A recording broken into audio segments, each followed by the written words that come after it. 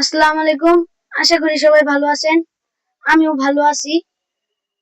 আজকে আমার বড় ভাই আয়শা আমার জিজ্ঞাসা করলো যে ভাই তুমি ভিডিও বানানো কেন বাদ দিছো?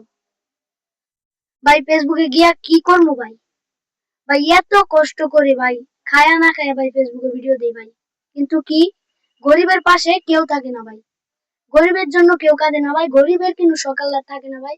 গরিবের কিন্তু আপনজন নেই।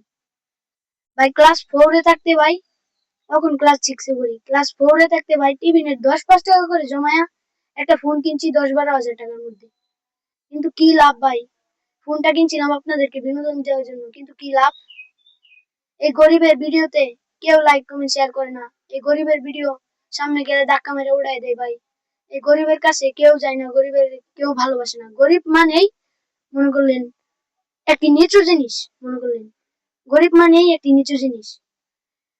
আবার বলবো আপনাদের কাছে যে আমি ফেসবুকে ভিডিও বানানো কেন বাদ দিতেছি, এই কারণেই ফেসবুকে ভিডিও বানানো বাদ দিতেছি যাতে গরিবের ভিডিওতে কেউ লাইক কমেন্ট শেয়ার করে না, কিছু করে না ভাই। আমার মা বাপের অনেক আশা ছিল যে আমার ফোন কিনে দিছে ওদের নিজের হাতে, যে আমার পুতেরে টিভির মধ্যে দেখবে, এখানে ওখানে দেখবে, অনেক আশা ছিল। মানুষে এখনো বলে আমার মা বাপরে, কিন্তু ভাই আমি চাইছিলাম একটা বড় কিছু করার জন্য ভাই, কিন্তু গরিব বলে সেই আশাটা পূর্ণ হলো না।